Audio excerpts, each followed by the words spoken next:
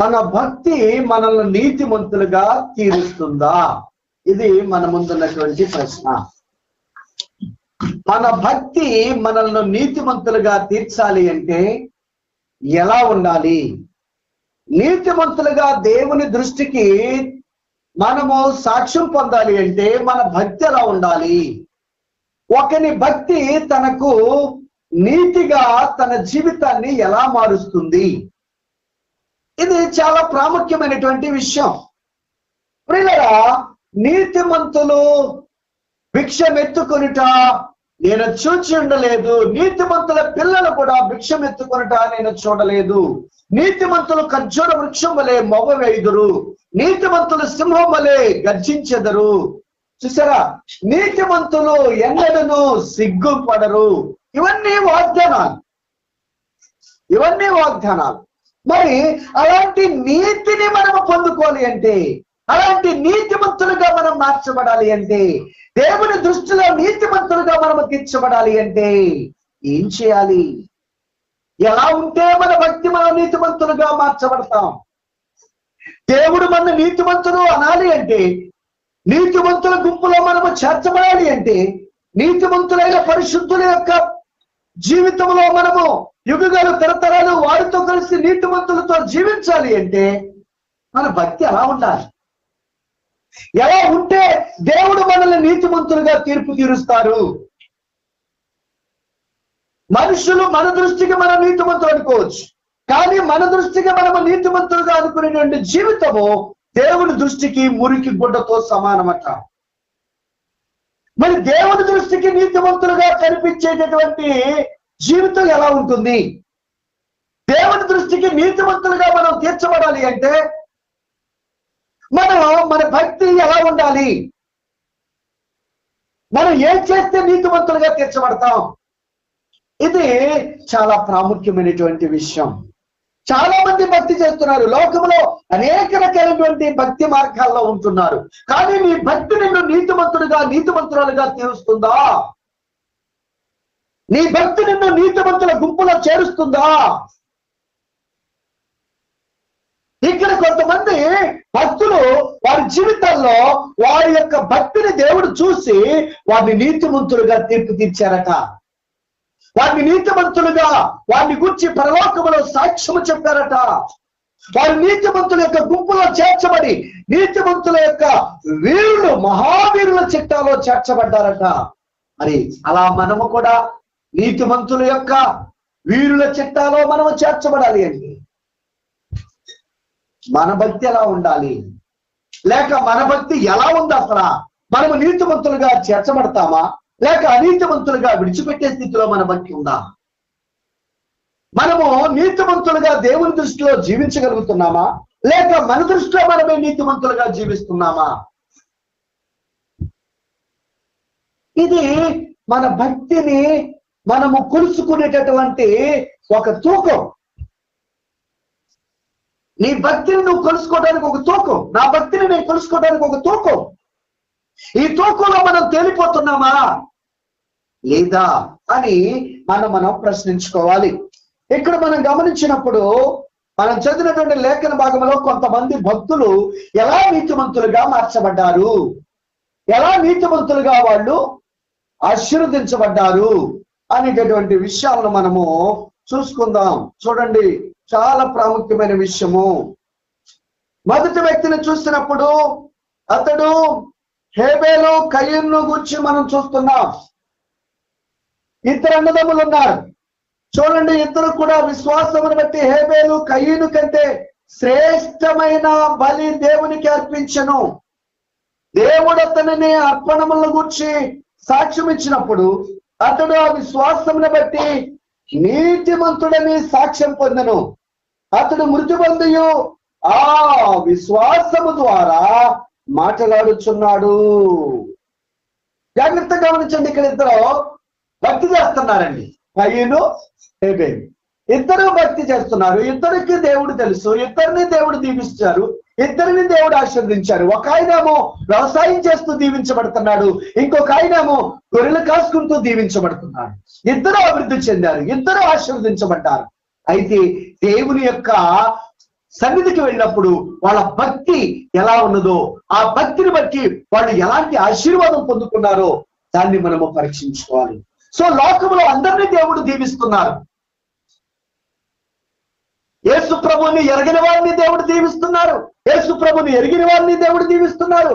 యేసు ప్రభు అంటే పగ ద్వేషము కలిగిన వారిని కాపాడుతున్నారు. యేసు ప్రభు అంటే భక్తి భయము కలిగిన వారిని దేవుడు కాపాడుతున్నారు. అందరి పట్ల ఒకే సూర్యుడిని, ఒకే గాలిని, ఒకే భూమిని, ఒకే ఆకాశమును దేవుడు సమస్త ప్రజలకు అనుగ్రహించారు. దీన్ని బట్టి దేవుడు సమస్త ప్రజలను ఒకే రీతిగా ప్రేమిస్తున్నాడనడానికి అర్థము. విశ్వాసులకు లేదా యేసు ప్రభువుని వెంబడిస్తున్నటువంటి వారందరికీ ఒక భూమి లేదు. అందరికీ దేవుడు ఒకే భూమిని, అందరికీ ఒకే గాలిని, నువ్వు పీల్చిన గాలి నేను పీలుస్తానంటానికి అవకాశం లేదు.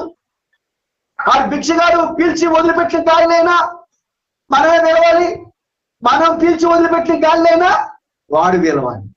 దేవుని దృష్టిలో అందరూ సమానమే. ఎవరికి కావలసినటువంటి ఆక్సిజన్ వాళ్ళు పొందుకుంటున్నాం. మనం ఫ్యాన్ కింద ఉన్నాం, పేదోడు చెట్టు కింద ఉంటాడు. ఆ చెట్టుగా ప్రశాంతమైనగా పీల్చుకుంటుంటాడు. మనమేమో ఈ గోడకి అటు ఇటు పెట్టినటువంటి ఈ ఫ్యాన్ తిరుగుతున్నటువంటి ఈ మాలిన్యం అంతా మనం పీల్చుకుంటాం. అంతే తేడా.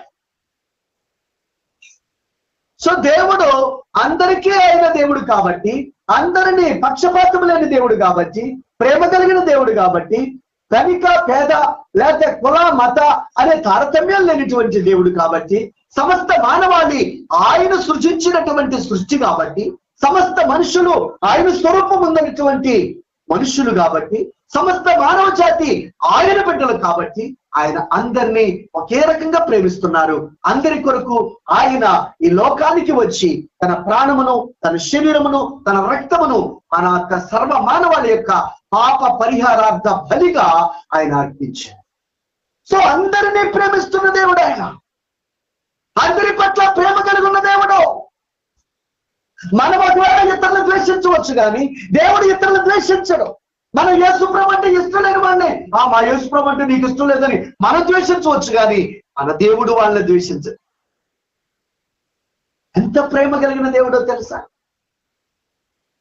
కాబట్టి వాళ్ళ భక్తిని వాళ్ళు నిరూపించుకునేటటువంటి అవకాశం వచ్చింది. మనకు కూడా మన భక్తిని నిరూపించుకునే టైం వస్తుంది. మన భక్తి తాలో తప్పో మనము తాలుగా ఉన్నామో గట్టిగా ఉన్నామో ఆయన చారి తీసుకొని ఏం చేస్తాడంట, తూర్పార పెడతారట. కళ్ళంలో గింజలు మనం ఎలా తూర్పార పెడతామో అలాగా తూర్పార పెడతారట ఆయన కూడా. అలా చాట్లో వేసుకొని మనం తూర్పార పెట్టినప్పుడు ఆ గట్టి గింజలు అక్కడ నిలుగుతుంది, తానంతా గాలికి కొట్టుకుపోదు. అలాగే మన జీవితంలో కూడా దేవుడు అలా చేయబోతున్నారు. సో ఇక్కడ దేవుడి సందుకు వచ్చారు వీళ్ళిద్దరు. వస్తే ఏం జరిగిందంట చూడండి ఒకసారి. మనం గమనించినప్పుడు ఇద్దరు తీసుకొచ్చారు. విశ్వాసమును బట్టి హేబేలు కయ్యూను కంటే శ్రేష్టమైన బలి దేవునికి అర్పించను. దేని అర్పించాడంట? శ్రేష్టమైన బలిని దేవుడికి అర్పించాడంట. ప్రియులారా, శ్రేష్టమైన బలిని దేవునికి అర్పించారట. అంటే మరి ఇతడు అతని గురించి శ్రేష్టమైందని లేదా? చూడండి ఒకసారి. ఆది కాండములో మనం చూస్తే వాడు దేవుని సంధికి మరి ఎలా తీసుకొచ్చి ఎలా మారారు అని మనం గమనించినప్పుడు మనకి తేటగా అర్థమైపోయింది. కయ్యూను హేబేలు ఎలాగ వాళ్ళు వచ్చారు అని అంటే 4వ అధ్యాయంలో చదవండి 2వ వచనం నుండి. తరువాత ఆమె అతని తమ్ముడు హేబేలు కన్ను. హేబేలు గొర్రెల కాపరి, కయ్యూను భూమి సిద్ధపరిచేవాడు. కొంతకాలమైన తర్వాత కయ్యూను పొలం పంటలో కొంత యెహోవాకు అర్పణగా తెచ్చెను. హేబేలు కూడా తన అందరూ తొలిచూలు వాటిలో క్రొవ్విన వాటిని కొన్ని తెచ్చెను. యెహోవా హేబేలు అతని అర్పణలను లక్ష్య పెట్టెను, కయ్యూను అతని అర్పణలను ఆయన లక్ష్య పెట్టలేదు. కాబట్టి కయ్యూనుకు మిక్కిలి కోపం వచ్చి. చూడండి ఇక్కడ జాగ్రత్తగా గమనించండి. కయ్యూను హేబేలు ఇద్దరు అర్పణ తీసుకొచ్చారండి. దేవుని సన్నిధికి వచ్చారు అన్నదమ్ములిద్దరిని దేవుడు దీవించారు. అయితే ఒకని అర్పణట దేవుడు స్వీకరించారట, ఇంకొకరి అర్పణ దేవుడు తిరస్కరించారట. ఇదేంటండి? అంటే మన అర్పణలు కూడా దేవుడు తిరస్కరిస్తుంటాడా? పాస్టర్ గారు మొత్తం తీసుకొని వెళ్ళారు ఇంకేంటి?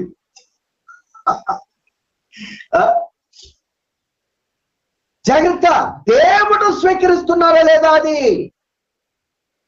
కయీను హేబేలు ఇద్దరు అర్పణ తీసుకొస్తే ఒకని అర్పణ దేవుడు అంగీకరించారట, ఇంకొకని అర్పణ దేవుడు తృణీకరించారట. లక్ష్య పెట్టారు, ఒకని అర్పణ లక్ష్య పెట్టారు, ఇంకొకరి అర్పణ లక్ష్య పెట్టలేదట. అసలు లెక్కలో తీసుకోవాలా, ఈ అర్పణ కాదని వదిలేశారట, లక్ష్య పెట్టలేదట. చూడండి, లెక్కేసుకోరా.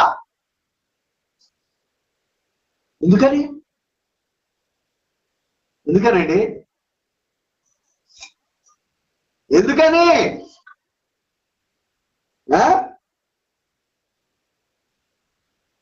అక్కడే ఉంది. హేబేలు దేవుడు కోరుకున్న రీతిగా తీసుకొచ్చాడు. ఏంటది దేవుడు కోరుకున్నది? దేవుడు తొలుచూలు వాటిని కోరుకున్నాడు. తొలుచూలుగా పుట్టినటువంటి పశువులో గాని, పక్షులో గాని, జంతువులో గాని, మనుషుల్లో గాని తొలుచూలుగా పుట్టిన ప్రతి మగది అది. కాబట్టి తొలుచూలుగా, తొలి పంట, తొలి పండు, తొలి పుష్పం ఏదైనా సరే తొలుచూలుగా పుట్టినటువంటిది ప్రతిదీ అది దేవుడు కోరుకునేది, అది దేవుడు ఇష్టపడేది. చూసారా?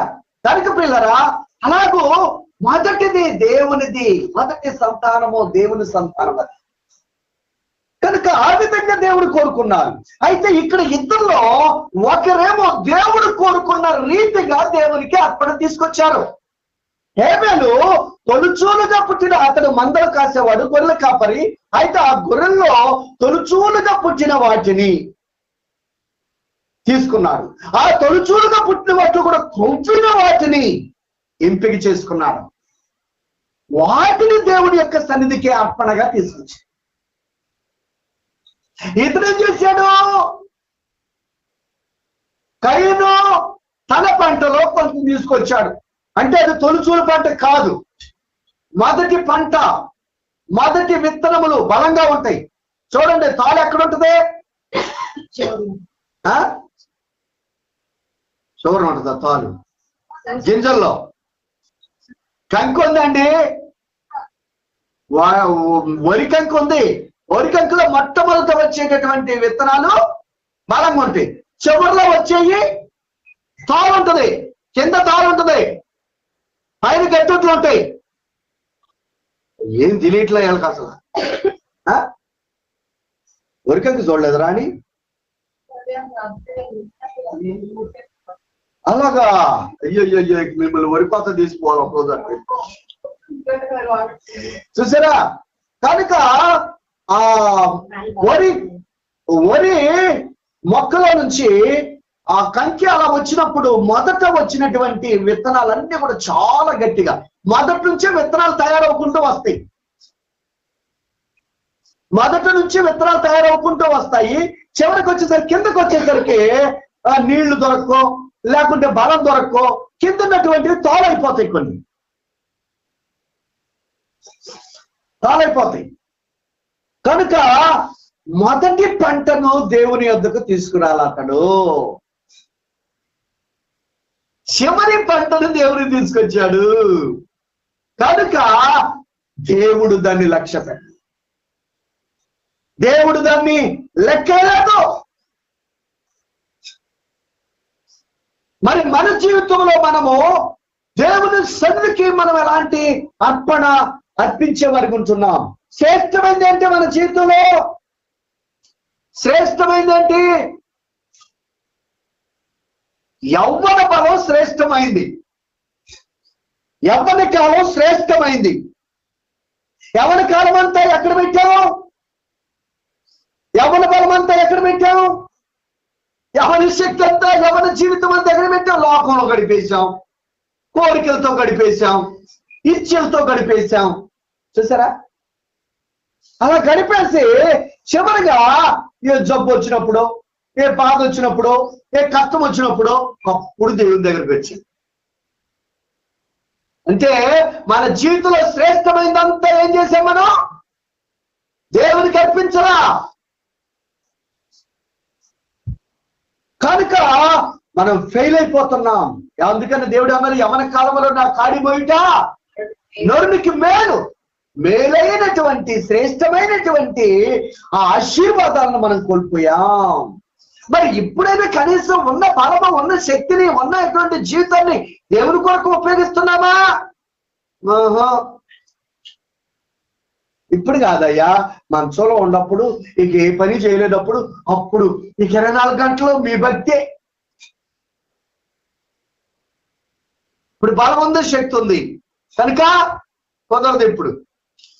అంతేనా?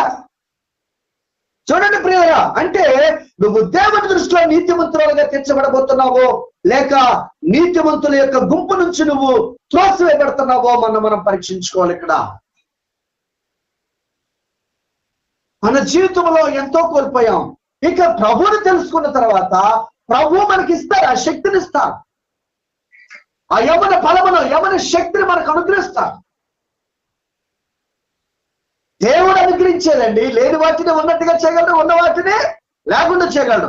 కొంతమంది చూస్తే ఏమనిపిస్తుంది, వీడు ముసలోడో పొడుసోడురా, ఉరుకులు పెట్టి చేస్తాడో, మనం కూడా చేయలేకపోతున్నాం అని అంటారు. ఏంటది? దేవుడిచ్చినటువంటి శక్తి సామర్థ్య, దేవుడిచ్చినటువంటి బలము. కనుక ప్రియ సహోదరి సహోదరులారా, ఇక్కడ ఇద్దరిలో ఒకతను దేవునికి ఇష్టమైనది ఆ ప్రథమ ఫలము లేదా ప్రథమ ఫలములో క్రొవ్వినటువంటి తొలుచూలుగా పుట్టిన వాటిని దేవుని యొద్దకు తీసుకొచ్చాడు. కాబట్టి ఆ అర్పణ దేవుడు లక్ష్య పెట్టాడు, దాన్ని స్వీకరించారు.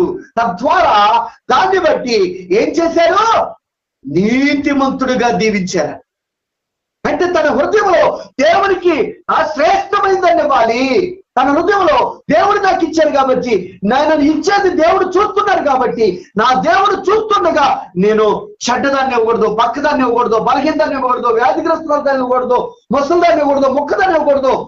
నేను శ్రేష్టమైన దాన్ని నా దేవునికి ఇవ్వాలని వచ్చాడు. హృదయమంతా తన శ్రేష్టమైన అర్పణ తీసుకొచ్చాడు. తనకున్న దానిలోని దాన్ని దేవుడు లక్ష్య పెట్టాడు. ఎక్కడైతే అలా కాకుండా తనకున్నటువంటి పంటలో ఏదో కొంత తీసుకొచ్చారు కాబట్టి దేవుడు దాన్ని లక్ష్య పెట్టలేదు. సరే, లక్ష్య పెట్టకపోతే లక్ష్య పెట్టకపోయాడు అనుకోవటం కాదు, కానీ లక్ష్య పెడితేనే అక్కడ దీవెన.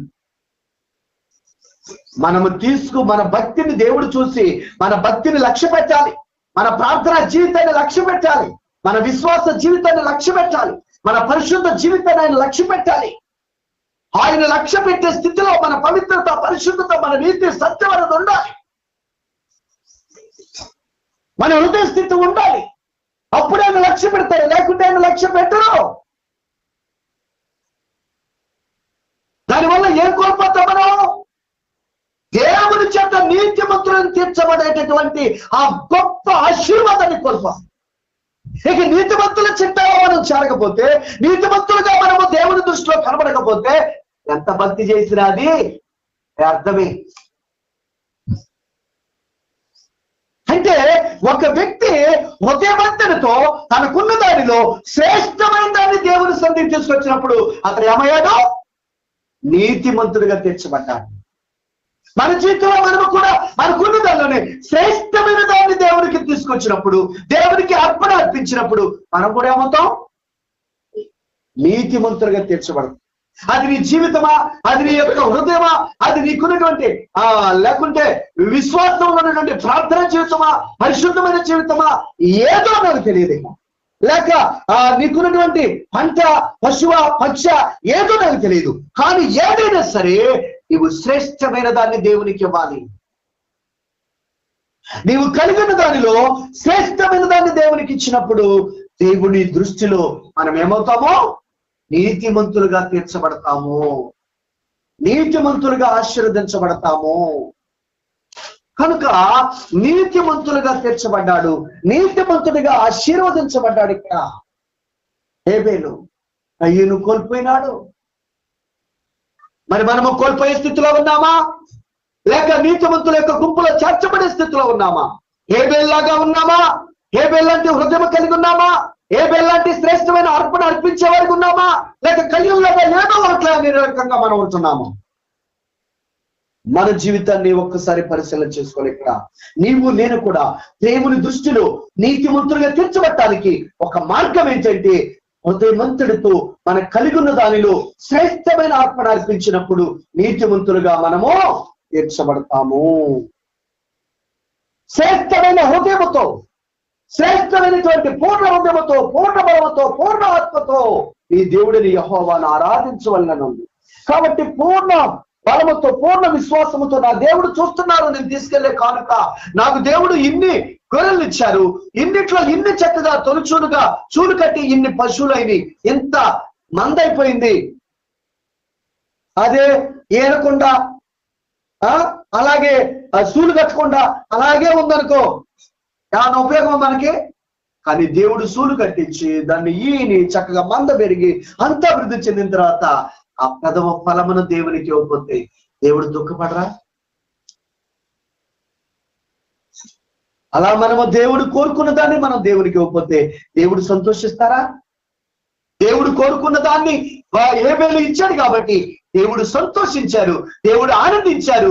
దేవుడు ఆ సంతోష ఆనందాల్లో అతన్ని నీతిమంతుడిగా దీవించారు, నీతిమంతుడిగా సాక్ష్యము చెప్పారు పరలోకంలో. మరి మనమేం పొందుకోబోతున్నాం? ఇక రెండో వ్యక్తిని చూసినప్పుడు హానోకట. హానోకు దేవుడితో నడిచాడట. ఏమనుంది? హానోకు చూడండి, విశ్వాసమును బట్టి హానోకు మరణము చూడుకున్నట్లు కొనిపోబడను. అతను కొనిపోబడక మునుపు దేవునికి ఇష్టుడై ఉండనని సాక్ష్యం పొందను. కాగా దేవుడు అతన్ని కొనిపోయాను కనుక అతడు కనబడలేదు. దేవునికట ఇష్టుడిగా బ్రతికాడని. అంటే మన భక్తి దేవునికి ఇష్టమైందిగా ఉండాలి, మనకి ఇష్టమైందిగా ఉండకూడదు. మనకి ఇష్టం వచ్చిన భక్తి మనల్ని ఆశీర్వాద పదంలో నడపదు. మనకిష్టం వచ్చిన భక్తి మనల్ని శ్రమల పాలు చేస్తుంది. మనకిష్టం వచ్చిన భక్తి మనల్ని దూషణ పాలు చేస్తుంది. మనకిష్టం వచ్చిన భక్తి అన్ని జనుల మధ్య దేవుని నామాన్ని అవమానపరిచింది. కాబట్టి నీకు ఇష్టం వచ్చిన భక్తి నువ్వు, నాకు ఇష్టం వచ్చిన భక్తి నేను చేస్తే, నీకు ఇష్టం వచ్చినప్పుడు నువ్వు ప్రార్థనకు వచ్చి, నాకు ఇష్టం వచ్చినప్పుడు నేను ప్రార్థనకు వస్తే దేవునికి ఇష్టమైంది అది? ఏది ఇష్టమైంది అంటారు మళ్ళీ అంతే. నేను వినుట మట్టుకు విందును గాని గ్రహిస్తున్నావా? వింటారు అంతే. వింటారా? అంతే. మనం వినేవాళ్ళం, విని వెంబడించేవారుగా లేము, వినే ప్రభును సంతోషపెట్టేవారిగా లేము. దేవుడు ఏం చెప్తున్నాడు చూడండి.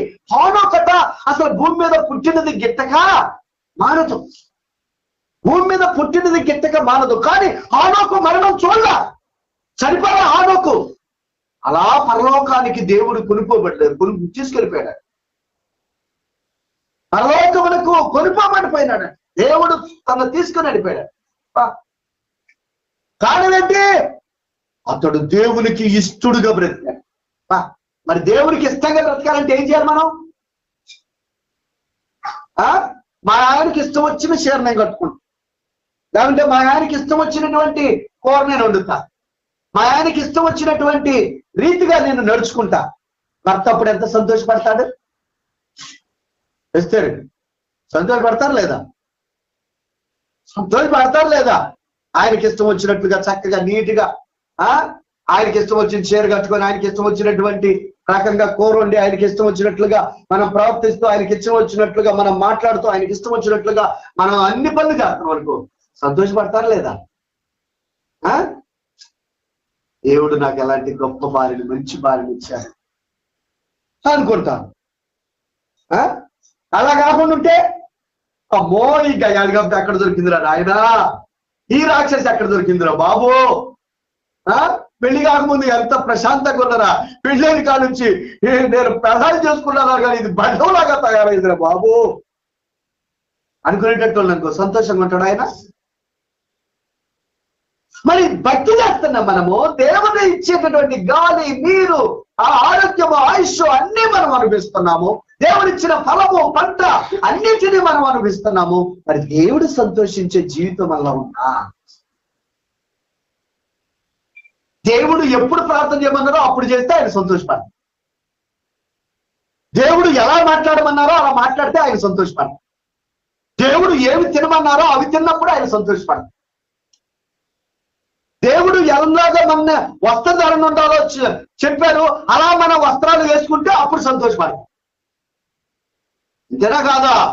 సరే, కనుక మనం గ్రహించాలి, ఇక్కడ హనోకు దేవునికి ఇష్టడై బ్రతికాడు కాబట్టి అతడు మరణము చూడకుండా అతడు పరలోకానికి కొనిపోబడ్డాడు. అంటే దేవుడికి ఇష్టడై ఉండడం అంటే ఏంటి? ఆయనకి ఇష్టం వచ్చినటువంటి ప్రవర్తన అతనిలో ఉంది. ఎక్కడికి వెళ్ళొద్దన్నాడు అక్కడికి వెళ్ళలేదు, ఏది తినొద్దన్నాడో అది తినలేదు, ఎలా మాట్లాడకూడదు అన్నాడో అలా మాట్లాడలేదు, ఎలా వస్త్రధారణ ఏది చేయకూడదు అన్నాడో అది చేయలేదు, దేనికి మొక్కకూడదు అన్నాడు ఆయన మొక్కలేదు, ఎలా వెంబడించబడ్డాడో అలా వెంబడించారు. కాబట్టి అదే భక్తి. దేవుడు మన ఎలాగ వస్త్రధారణ వేసుకోమన్నారో అలా వేసుకోవటమే ఇష్టమైనటువంటి జీవితం. దేవుడు ఏది తినొద్దన్నారో అది తింటూ తినొద్దన్నది తినకుండా ఉండటమే ఆయనకి ఇష్టం వచ్చిన జీవితం. దేవుడు ఎప్పుడు ప్రార్థన చేయమన్నారో అప్పుడు చేస్తూ ఉండటమే ఆయనకి ఇష్టం వచ్చినటువంటి ప్రార్థనా జీవితం. హనోకు దేవునికి ఇష్టడై ఉండెను కనుక, ఇంకా అసలు ఏమో తెలుసా, ఇష్టడే కాదు అతడు దేవునితో నడిచినాడు. చూడండి, ఆదికాండములో మనం చూసినప్పుడు అధ్యాయము 23వ వచనం, హనోకు జన్మలన్నయు 365 ఏండ్లు 365 ఏండ్లు బ్రతికాడట. హనోకు దేవుడితో నడిచిన తర్వాత దేవుడు అతన్ని తీసుకొని పోయిన గనుక అతడు లేకపోయాను.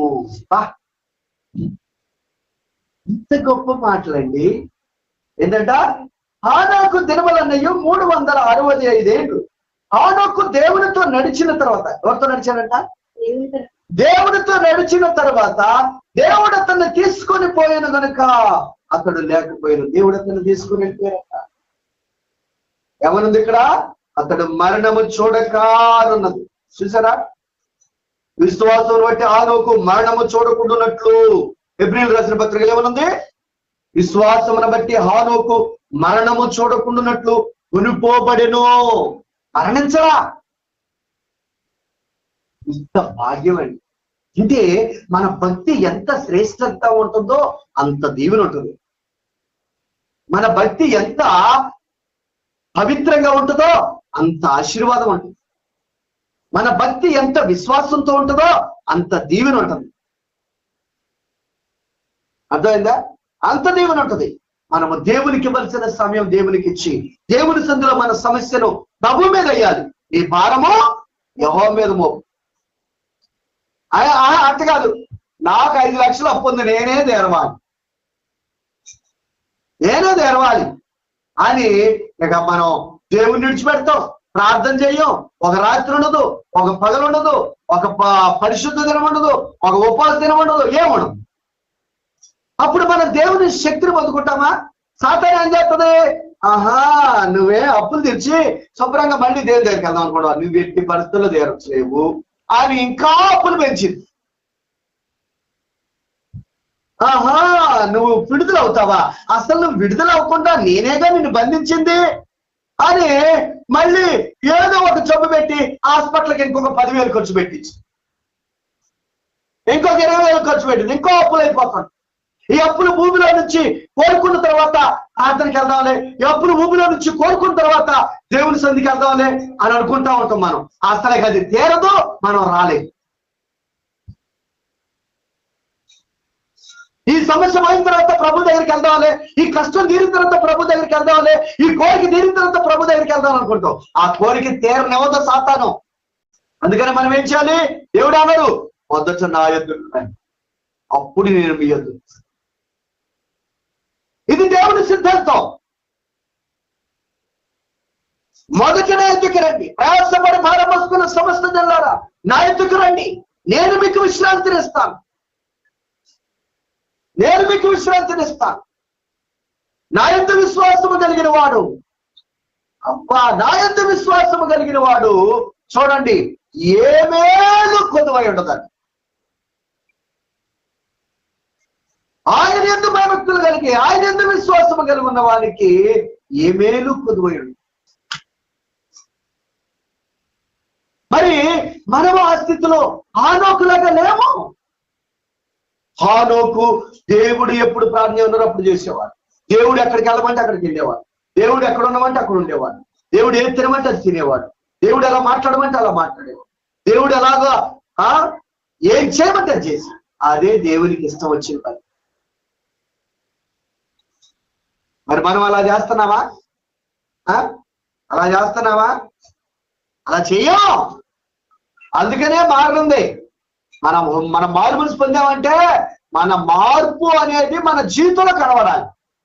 మన వస్త్రధారణలో కనబడాలి, మన కట్టుబొట్లో కనపడాలి, మన మాటల్లో కనపడాలి, మన ప్రవర్తనలో కనపడాలి, మన యొక్క క్రియల్లో కనపడాలి. క్రియలు లేని విశ్వాసము వృతము.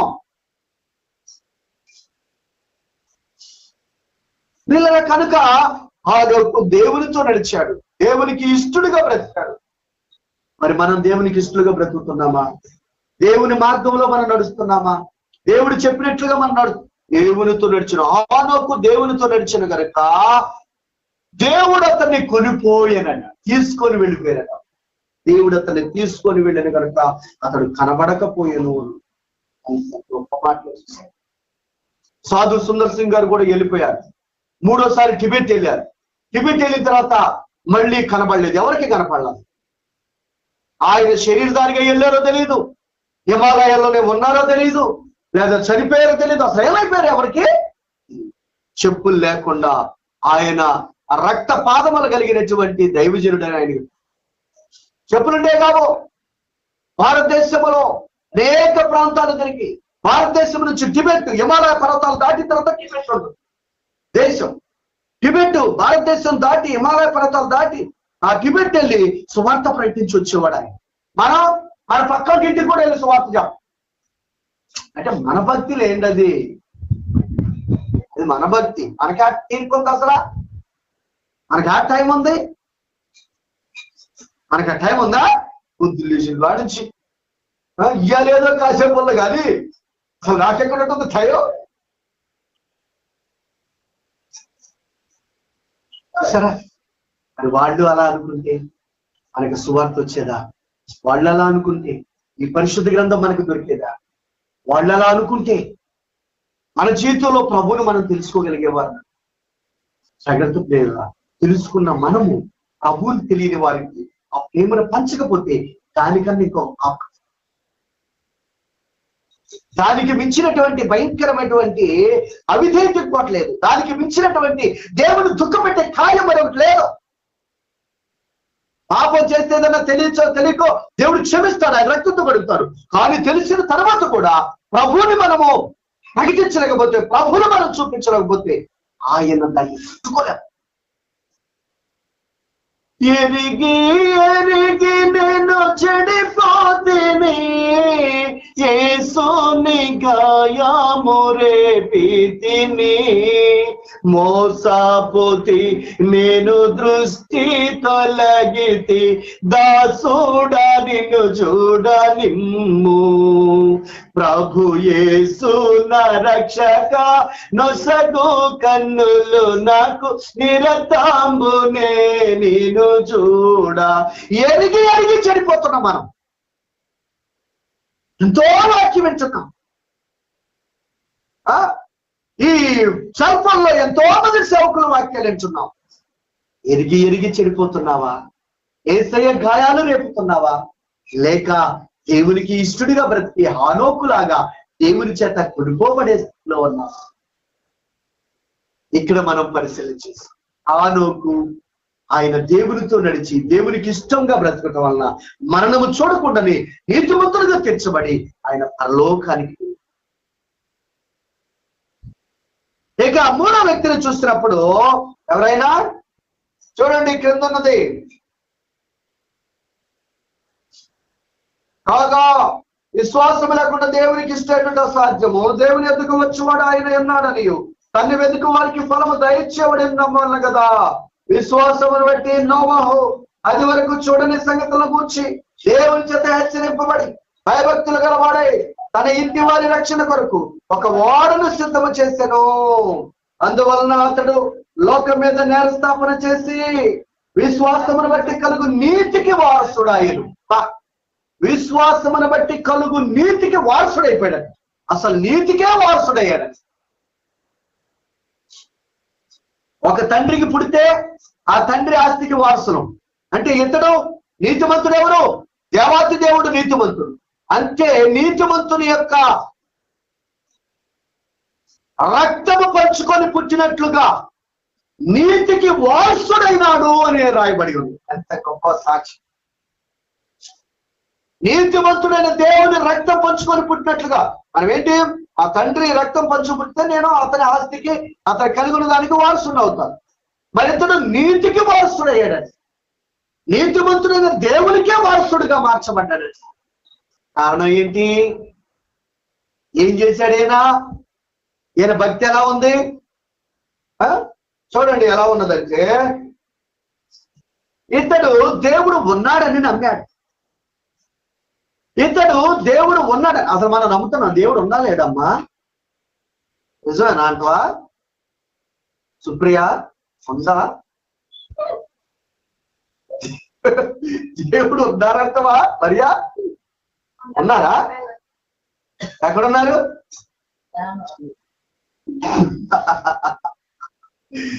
అంతటా ఉన్నారు ఆయన. మనుషుల్లో ఉన్నారు, అంతటా ఉన్నారు. ఆయన సర్వాంతర్యామి. ఆయన సమస్తంలో ఉండే దేవుడు, ఆత్మస్వరూపి. ఆయన ఇక్కడ ఉంటారు. ఇప్పుడు మనం ప్రార్థనలో మన దగ్గర ఉంటారు, ఇంకోసారి ప్రార్థన అక్కడే ఉంటారు, ఇంకోసారి ప్రార్థన అక్కడ ఉంటారు. ఆయన ఆత్మస్వరూపి, సర్వాంతర్యామి, సర్వంలో ఉన్న దేవుడు. ఆయన ఇక్కడున్నాడు, అక్కడ లేడని కాదు. సర్వాంతర్యామి ఆయన. అమెరికాలో, రష్యాలో, ఫ్రాన్స్ లో, జపాన్ లో, పాకిస్తాన్ లో, ఎక్కడ ప్రపంచంలో అన్ని చోట్ల, అరణ్యాల్లో, కొండల్లో, కోణల్లో అక్కడ కూడా ప్రార్థన చేసుకుంటూ ఉంటారు గిరిజనులు. మరి అక్కడ లేడా దేవుడు? నారు. వాళ్ళ ప్రార్థన ఆలకించట్లేదా? ఆలకిస్తున్నారు. వాళ్ళకి జవాబు ఇవ్వట్లేదా? ఇస్తున్నారు. ఆయన శ్రద్ధగా ఎవరు వెతికినా ఆయన ప్రత్యక్షమవుతున్నారు. నన్ను శ్రద్ధగా వెతికివారు నన్ను కనుగొందరు. కాబట్టి దేవుడు ఉన్నాడు. నరలేరా? దేవుని వద్దకు వచ్చేవాడు దేవుని ఉన్నాడనియు ఆయన్ని వెతుకువానికి ఫలము దయచేయవడని నమ్మాలి. మనం దేవుని కొరకు ఒకటి గుర్తుపెట్టు. మీరు దేవుని కొరకు ఎంత కష్టపడుతున్నారో అంత ఫలం పొందు, అంత ఆశీర్వాదం వస్తుంది. దేవుని కొరకు నిద్ర మానుకొని ఈ అన్నయ్యకి ఏమొచ్చింది కర్మ, చక్కగా శాంత 2 గంటలు అన్నం తిని హాయిగా సండే రాయ చక్కగా మంచి అది ఇది ఫలావా ఈ చికెన్ ఫిష్ వండుకొని ప్రశాంతంగా తిని 5 దాకా చక్కగా రెస్ట్ తీసుకుంటూ 5 దాకా ప్రార్థన పెట్టండి. నేను వచ్చి 7 పెట్టొచ్చుగా అంత ముందులాగా. అనుకోలేరా? నాలాంటి వాళ్ళు అనుకుంటారు. మరి అయితే ఎప్పుడు అనుకోదులే. మరి సాయంత్రం డ్యూటీ, సాయంత్రం పెట్టకుండా అది కైలో పెడితే బాగానే ఉంది, కానీ ఇది అంటే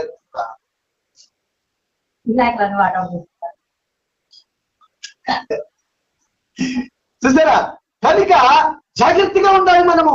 హానోకట్ ఇది నోవహు అంట అతడు ఎన్నడూ చూడలేదు. అంతకుముందు జలప్రళయం రాలేదు. దేవుడు అతనితో ఏం చెప్పారంటే, నోవహు ఇదిగో నా దృష్టిలో నీ ఒక్కడవే. ఒకసారి ఆదికాండంకి వెళ్దాం. నోవహు ఎలా ఉన్నాడో మనం తెలుసుకోవచ్చు.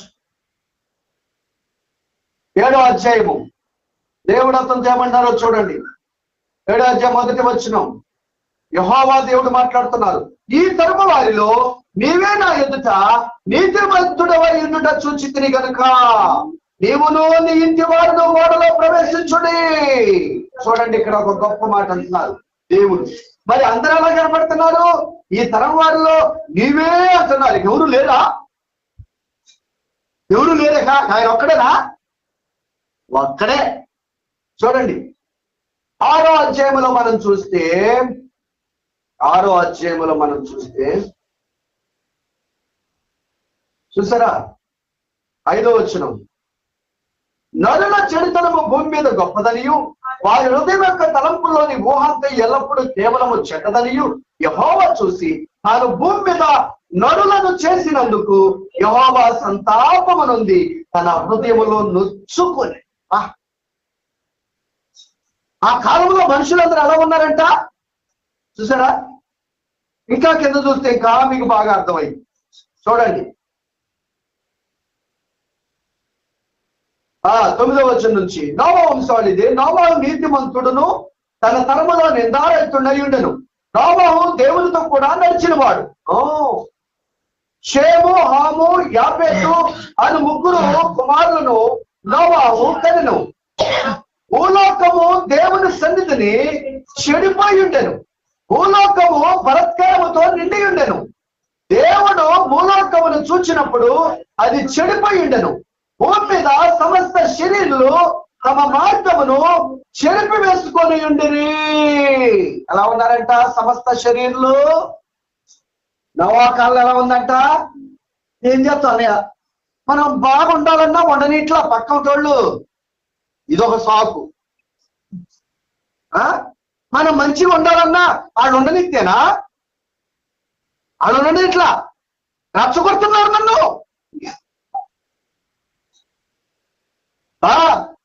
రచ్చగొడుతున్నారు. ఇక నేను ఆడే అబ్బాయినా? 1 రోజా 2 రోజులా? ఒకసారి 2 సార్లా? ఆ తరము వారిలో ఎప్పుడంట అసలు ఆ కాలంలో భూమి మీద ఉన్నటువంటి మనుషులందరూ ఎలా ఉన్నారంటే చెడుతనముతో, బలత్కారముతో, దుర్మార్గముతో నిండిపోయి ఉన్నారంట. చెడ్డ జీవితం జీవిస్తున్నారు మనుషులందరూ. దుర్మార్గంగా బ్రతుకుతున్నారు. బలత్కారము, బలవంతుడిదే బలత్కారము, ఇష్టానుసారంగా బలత్కారముతో దోచుకుంటున్నారు, ఆక్రమించుకుంటున్నారు. అలాంటి స్థితిలో ఉంది. దేవుడు భూమిని చూశారట, భూలోకాన్ని చూశారట. ఒకసారి భూలోకాన్ని చూస్తే భూలోకము దేవుని సన్నిధిని చెడిపోయి ఉండెను. భూలోకము బలత్కారముతో నిండి ఉండెను. దేవుడు భూలోకమును చూసినప్పుడు అది చెడిపోయి ఉండెను. బలత్కారముతో, దుష్టత్వముతో చెడిపోయి పాడైపోయి అపవిత్రమైపోయినటువంటి మనుషులు. అలాంటి మనుషుల మధ్య, అలాంటి భూలోకములో, అలాంటి తరము ప్రజల చుట్టూ ఉన్న నోవహు ఎలా ఉన్నాడట? నీతిమంతుడిగా ఉన్నాడంట. నీతిమంతుడిగా ఉన్నాడు. మరి మన చుట్టూ చెడ్డవాళ్ళు ఉండొచ్చు, మన చుట్టూ వ్యభిచారం చేసేవాళ్ళు ఉండొచ్చు, మన చుట్టూ దొంగతనం చేసేవాళ్ళు ఉండొచ్చు, మన చుట్టూ త్రాగుబోతులు ఉండవచ్చు, మన చుట్టూ మోసగాడు జూతగాడు ఉండవచ్చు, మన చుట్టూ అల్లం మొక్కలతో కూడిన ఆటపట్లాడే అపిత్రులు ఉండవచ్చు, గేలు చేసి ఆళ్ళ చేసేంటి చెడ్డతనం ఉండవచ్చు, బలత్కారం ఉండవచ్చు, దుష్టులు ఉండవచ్చు. కానీ మన వారితో చేరొచ్చా? మరి మార్గంలోనికి వెళ్ళొచ్చా? నోవహు చుట్టూ ఉన్న ప్రజల వాళ్ళే. దేవుడు చూస్తే భూలోకమందు అందరూ చెడిపోయినారు. హృదయ ఆలోచనలు ఎట్టంటే ఎల్లప్పుడూ చెడ్డగా ఉన్నంట. ఎవరిని మోసం చేద్దామా, ఎవరిని నాశనం చేద్దామా, ఏ విధంగా దోచుకుందామా, ఏ విధంగా సంపాదిద్దామా, ఏ విధంగా సాధిద్దామా, ఏ విధంగా జయింపొద్దామా, ఏ విధంగా వాడిని నాశనం చేద్దాం. ఇదే ఆలోచన. మనకు కూడా అలాగే ఉందా? మనం కూడా అలాగే ఉన్నామా అండి? జాగ్రత్తగా గమనించండి. నోవహు దినములలో ఆ తరము వారి అందరిలో దేవుడు చూస్తున్నట్ట నోవహు ఒక్కడవే, నీ ఒక్కడవే. ప్రభు చెప్తున్నటువంటి సాక్ష్యం ఇది. ఈ తరము వారిలో నీవే నా ఎదుట నీతిమంతుడు అయ్యుట చూచి తిని. అబ్బా, నీతిమంతుడిగా ఉన్నాడండి. నీతిమంతుడిగా బ్రతుకు, నీతిగా ప్రవర్తి. నీ ఒక్కడవే నీతిమంతుడిగా ఉన్నావు. ఎలాగొచ్చింది అతనికి నీతి? ఎలాగొచ్చింది అతనికి నీతి? దేవుడు చెప్పాడు చూసావా, ఆ మాటలు నమ్మాడు. దేవుడు చెప్పిన మాటలు నమ్మాడండి. అంతకుముందు జలప్రళయం రాలా. అంతకుముందు ఈ భూమి మీద ఆదాము దగ్గర నుంచి అవ్వ ఆదాముకు పుట్టిన సంతానంతో భూమి మీద ప్రజలు పెరిగారు. నోవాహు కాలం వచ్చేసరికి అక్కడికి వచ్చేసరికి వేల మంది, లక్షల మంది ప్రజలైపోయారు, కోట్ల మంది ప్రజలైపోయారు అప్పటికి. కానీ ఈ భూలోకంలో ఉన్న కోట్ల మంది ప్రజలు చూసినప్పుడు అందరూ చెడిపోయి, అందరూ బలత్కారముతో, అందరూ దుర్మార్గంతో ఉండడం చూసి దేవుడు ఎందుకు ఈ నరులను నేను సృజించానా, ఎందుకు ఈ నరులను నేను నా స్వరూపమందు వీళ్ళని సృష్టించానా అని సంతాపపడిపోయాడట, దుఃఖపడిపోయాడట. కాబట్టి నోవాహుతో చెప్పాను, నోవాహు నా బుద్ధు నేను తట్టుకోలేకపోతున్నా. కాబట్టి ఈ సృష్టిలో ఉన్నటువంటి సమస్త జీవరాశితో కలిపి ఈ మనుషుల్ని కూడా నేను నిర్మూలన చేయబోతున్నాను. కాబట్టి నువ్వు ఒక ఓడను కట్టుకొని ఆ ఓడలో నీవు ఈ కుటుంబమును చేర్చుకో అని అన్నాడు. ఈ మాటలు నమ్మాడు. మనం నమ్ముతున్నావా? మనం ఏమనుకుంటున్నాం? నమ్మవద్దు ఈ మాయా మాటలు ఏంటంట? ఎవడన్నా వచ్చి ఓ పాస్గా చెప్పారనుకో, వాళ్ళు మాయ మాటలు చెబుతారా, మాయ మాటలు చేసి మిమ్మల్ని మోసం చేస్తారు, వాళ్ళ బొట్లో వేసుకుంటారు. చూసారా మాయ మాటలా? ఏ మాయ మాటలు? చెప్పినది జరగకపోతే అది మాయ మాట, చెప్పింది జరిగినప్పుడు అది సత్యము. జరిగిన దాన్ని చెప్పడం సత్యం, జరగని దాన్ని చెప్పడం మాయమాట. ఉన్నది ఉన్నట్లుగా చెప్పడం సత్యం, ఉన్నదాన్ని లేకుండా చేయటం అసత్యం, లేని దాన్ని ఉన్నట్టుగా చెప్పడం అసత్యం, నిజమైన దాన్ని అబద్ధంగా బోధించడం అసత్యం, సత్యమైన దాన్ని సత్యముగా బోధించటమే అది సత్యం. కనుక ప్రియులారా, మన జీవితంలో మనం గ్రహించాలి. ఇక్కడ గమనించినప్పుడు నోవాహు తన జీవితంలో ఎన్నడూ చూడలేదు అలాంటి జలప్రళయం, ఎన్నడూ రాలేదు అలాంటి జలప్రళయం. జలప్రళయం అంటే ఏదో తుఫాన్లు వచ్చి 4 రోజులు 6 రోజులు 4 రోజులు ముసురు బట్టి అవన్నీ కానీ ఆ నీళ్ళే పడిపోవాలా, మన ఇళ్ళే మునిగిపోవాలా. కానీ ఆ జలప్రళయాల కాదు, ఇళ్ళు కాదు, ఆ చెట్లు కాదు, పర్వతాలు కాదు, కొండలు కోనలు మొత్తం మునిగిపోయి ఆకాశము ఒక్కటే కనపడుతుంది. ఆకాశము కింద కనిపించే చెట్లు గాని, పక్షులు గాని, జంతువులు గాని, లేకుంటే పర్వతాలు గాని, కొండలు గాని ఏమి కనపట్ల, అన్ని మునిగిపోయి. హిమాలయ పర్వతాలు మునిగిపోయింది. ఇక హిమాలయ పర్వతాలు మునిగిపోతే ఇక మరి ఎక్కడ ఉంటుంది? ఇంకా భూమి ఎక్కడ ఉంటుంది? భూమి మీద ఉన్న ఇళ్ళు ఎక్కడ ఉంటాయి? ఏమైపోయినాయి? ఇవన్నీ మునిగిపోయింది.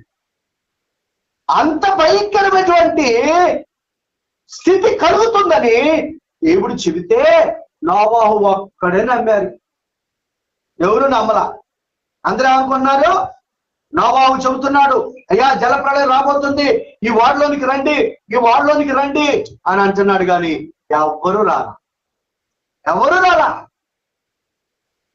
బంధువులు పిలిచాడు, స్నేహితులు పిలిచాడు, రక్త సంబంధులు పిలిచాడు, ఆ ఇరుగు పొరుగు వారిని పిలిచాడు, అందరూ పిలిచాడు.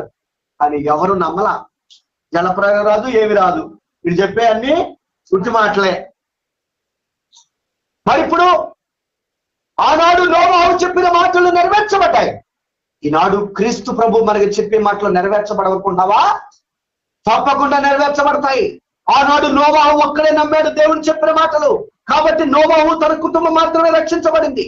దేవుడు చెప్పిన మాటలు ఆనాడు ఎవరు నమ్మలేదు కాబట్టి అందరూ ఏమైపోయారు? నిర్మూలమైపోయారు.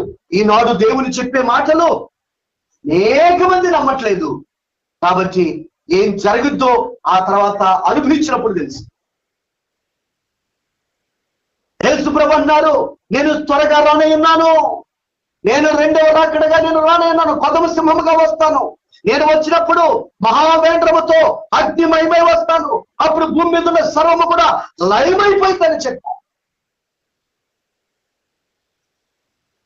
కొండల కోనలు కూడా కరిగి మైన వలె ప్రవహిస్తాయట. నమ్ముతామా ఈ మాటలో? నమ్ముతామా? నమ్మం. రాజ్యం మీదకి రాజ్యం లేచును, యుద్ధములు వస్తాయి, కరువు కాటకాలు వస్తాయి, భూకంపములు వస్తాయి. అన్ని ప్రభు చెప్పారు, అన్నీ జరుగుతుంది. ఆయన రాడా? తప్పకుండా వస్తారు. వస్తానన్న ప్రభు తప్పకుండా వస్తారు. తెస్తానన్న బహుమానం తప్పకుండా తీసుకొస్తారు. ఆయన తప్పకుండా వస్తారు, తప్పకుండా తీసుకొస్తారు. ఆయన ఇక్కడ నోవాహు నమ్మాడు, మరి మనం నమ్ముతున్నామా? పరలోక రాజ్యము సమీపంగా ఉంది, మారు మనసు పొందండి, బాప్తిస్మము తీసుకోనండి, నా బిడ్డలుగా నా యందు విశ్వాసము కలిగి నా అడుగుజాడల్లో నడవండి, నా శిష్యులుగా నా రాజ్యాన్ని కట్టి నన్ను మహిమపరచండి అని అంటే మరి మనం చేస్తున్నావా? దేవుడు చెప్పిన మాటల్లో మనము నమ్మలేకపోతున్నాం. అందువల్ల మనము నీతిమంతులుగా రేపు తీర్చబడతామా లేదా? దేవుడు చెప్పిన మాటలు నోవాహు నమ్మాడు కాబట్టి దేవుడు అతన్ని నీతిమంతుడిగా తీర్చాడు. మరి మనము నమ్మితే నీతిమంతుడిగా తీర్చబడతాం. నమ్మి నోవాహులాగా క్రియారూపకంగా మన జీవితంలో కనపరిస్తే నీతిమంతులుగా తీర్చబడతాం. మరి దేవుని మాటలు నమ్ముతున్నావా? దేవుని మాటలను విశ్వసిస్తున్నావా? నువ్వు రేపు నీతిమంతులుగా తీర్చబడతావు. పరిశుద్ధతను ఆచరించండి, ఉపవాస దినమును పాటించండి. నమ్ముతున్నావా? అయ్యి వెంబడిస్తున్నావా? మనం అలా ఇస్తారు? నమ్ముతున్నావా? నమ్మితే శైలోకి ఎందుకు వెళ్తాం? పరిశుద్ధ దినాన్ని విడిచిపెట్టి ప్రభు విడిచిపెట్టి వెళ్తావా? 10,000 అంటున్నా వెళ్ళను, 1,00,000 ఎత్తనన్నా నువ్వు రాను.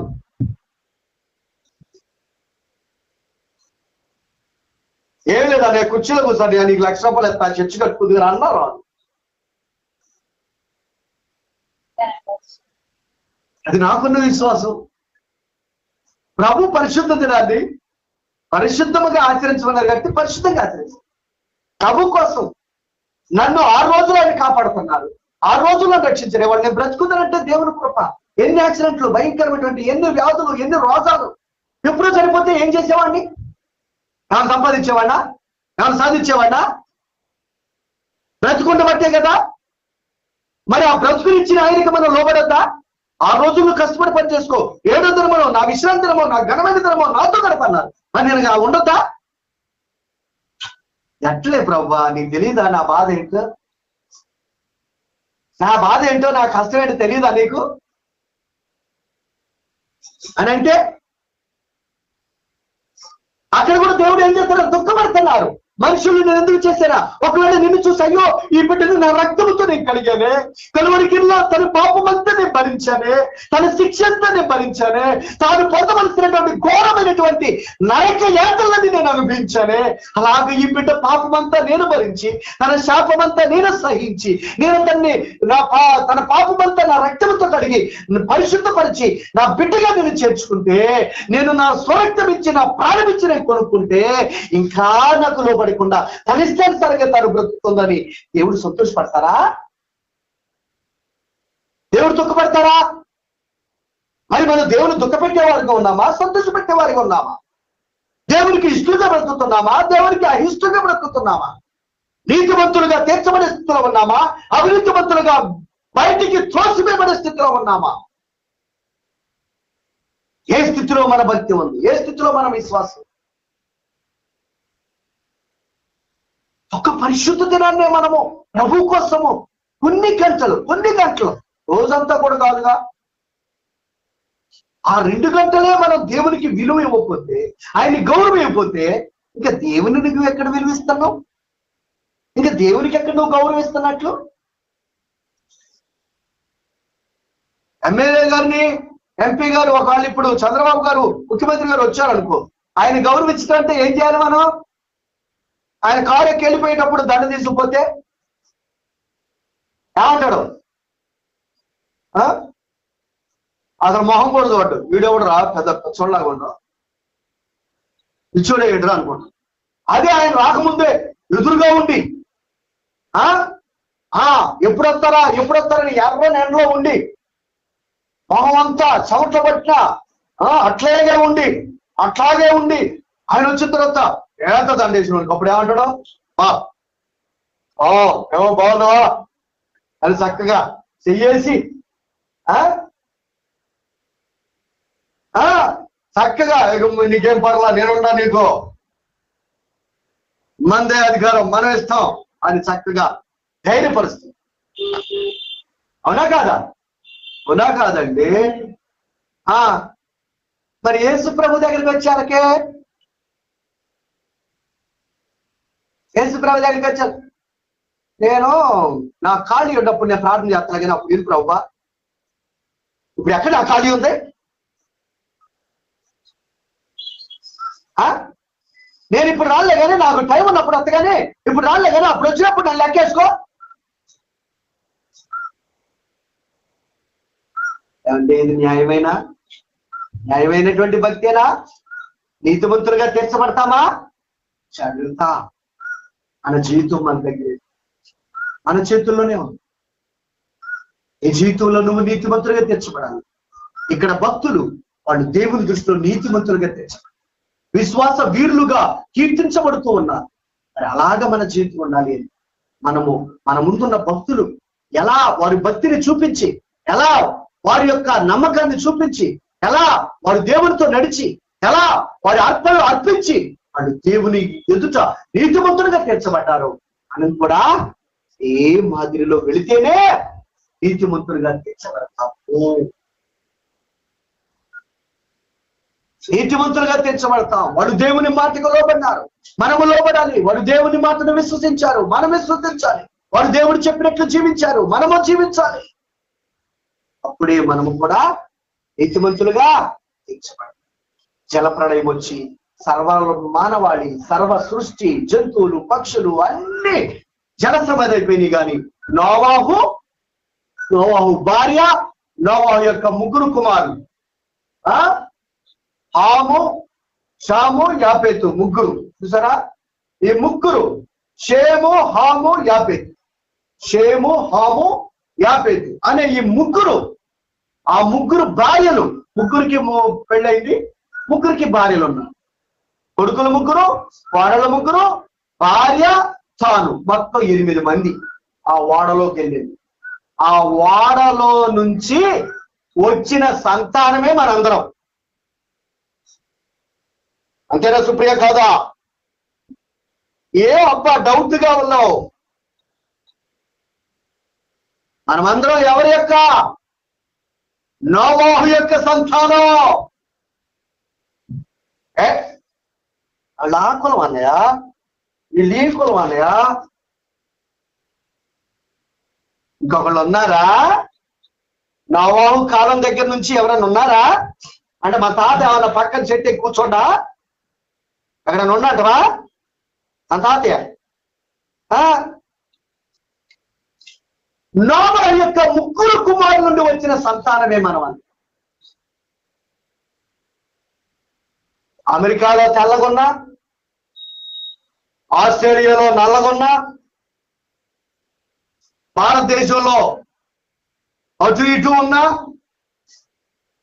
అంటే కొంతమంది నల్లగొంటారు, చిల్లగా ఉంటారుగా.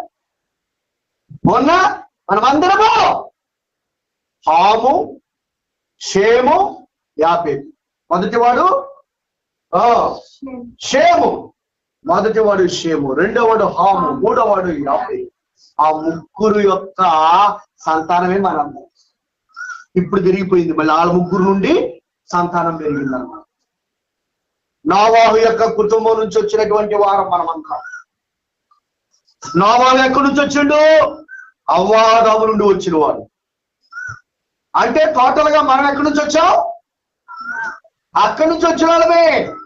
కాకపోతే మధ్యలో ఒక పెద్ద ఇన్సిడెంట్ జరిగింది, యాక్సిడెంట్ జరిగింది. అదే ఏంటంటే జలప్రళయం. ఆ జలప్రళయం నుండి యాక్సిడెంట్ లో సర్వమానవాళి నశించిపోయారు, కానీ నోవాహు కుటుంబం మాత్రమే రక్షించబడింది. ఆ నోవాహు యొక్క ముగ్గురు కుమారుల ద్వారా మరలా ఈ భూమి మీద ప్రజలు జనాభా విస్తరించింది. ఇది సత్యం. మరి ఆ వారం ఉందన్నాయంటే ఇప్పటికే ఉంది. 1,00,000 పెట్టుకో, నాకు కూడా పెట్టుకో, ఇద్దరం వెళ్ళి చూసాం.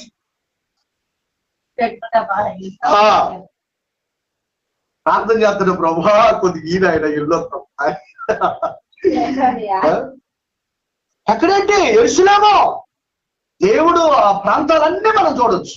యేసు ప్రభు పుట్టింది ఎక్కడ, యేసు ప్రభు పెరిగింది ఎక్కడ, ఆయన బాప్తిసం తీసుకుంది ఎక్కడ, ఆయన సిలువేసింది ఎక్కడ, ఆయన సమాధి చేసింది ఎక్కడ, అన్నీ ఉన్నాయి భూమి మీదే. హరారోతు పర్వతం మీద ఇప్పటికీ వాడ ఉంది. కనుక ప్రియులారా, ఇవన్నీ నిజ సత్యాలు, నిరూపణలు. ఇప్పటికీ వాడ ఉంది. ఆ వాడ నుంచి వచ్చినటువంటి మరలా ఈ భూమి మీద నీళ్లన్నీ ఇంకిపోయిన తర్వాత మరలా ఆ మొత్తం జల సమాధి చచ్చిపోయారు, జంతువులు పక్షులు అన్ని ఏమీ లేదు. ఆ తర్వాత మళ్ళీ నీళ్లన్నీ ఎండిపోయిన తర్వాత అప్పుడు మరలా దేవుడు రమ్మంటే అప్పుడు భూమి మీదకి మళ్ళీ వాళ్ళు వచ్చారు. అక్కడి నుంచి మరలా జనాభా విస్తరించి ఈసారి మళ్ళీ యాక్సిడెంట్ జరగబోతుంది. అదే ఏ యాక్సిడెంట్ అంటే యేసు ప్రభు రాబోతున్నారు. ఆ యాక్సిడెంట్ లో ఈసారి లాగా జల సమాధి కాదు, మహావేంద్రముతో అగ్నితో వస్తారట. అప్పుడు లయమైపోయిందట ఈ భూమి మీద. కొండలు కోనలు రాళ్ళు చెట్లు ఇవన్నీ ఇనుము ఐరన్ ఇవన్నీ కరిగి ప్రవహిస్తుందట భూమి మీద. మెట్ల పల్లాలన్నీ కూడా సదురైపోతాయి. అంత వేంద్రముతో, అంత అగ్ని మహిమతో రాబోతుంది. కాబట్టి ఏం చేయాలి? నీ భక్తి నిన్ను నీతిమంతుడుగా తీరుస్తుందో లేదో కావచ్చు. నీ భక్తి నిన్ను దేవుని రాజ్యానికి చేర్చుదో ఒక్కసారి ప్రశ్నించు. మన ముందున్న భక్తులు ఎలా నీతిమంతులుగా తీర్చబడ్డారో, వాళ్ళు చేసిన భక్తి ఏంటో, మరి మనం చేస్తున్న భక్తి ఏంటో ఒక్కసారి మనం పరిశీలన చేసుకొని ప్రభు సన్నిధిలో ప్రార్థన చేసుకుందాం. మహాపరిశుద్ధుడా, ప్రేమ నమ్మకమైన మా తండ్రి, కొద్ది నిమిషాలు ప్రార్థన చేయండి. దేవుడు మన ప్రార్థన ఆలకిస్తున్న దేవుడు మన ప్రార్థనకి చెవియొగ్గే దేవుడు కనుక ఒక్కసారి ప్రార్థన చేసుకుందాం ప్రియులరా. ప్రభా నీ కృపలో జ్ఞాపం చేసుకునండి అయ్యా. ఇంతవరకు నాయన మీరు చేసిన మేళ్లు, మీరు చేసిన ఉపకారముల బట్టి మీ స్తోత్రాలు. దయగల ప్రభా కరుణించు నాయన. అయ్యో నా ప్రభ చూపించండి. దేవా మమ్మల్ని విడిచిపెట్టవద్దు నాయన. మా ముందున్న భక్తులు ఎలా జీవించి వారు నీతిమంతులుగా తెచ్చబడ్డారు. మరి మేము ఎలా ఉంటున్నాం? మా భక్తి ఎలా ఉంటుందో ప్రభా తండ్రి నీ కృపలో జ్ఞాపం చేసుకోనండి. నోవాహు అయితే తన కుటుంబాన్ని అంతా రక్షించుకున్నాడు. నీతిమంతుల యొక్క గుంపులో నీతిమంతులుగా దేవుని దృష్టిలో ఆ కుటుంబం ఆయన దీవించబడింది. నీతిమంతుమైన కుటుంబముగా ఆశీర్వాదించబడింది ప్రభా. మరి మా కుటుంబంలో మేము ఎలా ఉంటున్నాం? మా బిడ్డలు ఎలా ఉన్నారు? అయ్యో నీ కృపలో జ్ఞాపం చేసుకోండి అయ్యా. ప్రభా మీరు దాటి వెళ్ళవద్దు నాయన. దేవా ఒక్కొక్క బిడ్డను దర్శించండి, ఒక్కొక్క బిడ్డతో మాట్లాడండి. మీరే కనికరించిన ఆయన కృప చూపించి విడిపించి రక్షించి ఘనత మహిమ ప్రభావములు పొందమని, అయోగ్యుల పాత్రులైనా మా ప్రార్థన ఆలకించమని, మేము ఎలా నీతిమంతులుగా తీర్చబడాలో మాకు కావలసిన విశ్వాసాన్ని దయచేయండి నాయనా.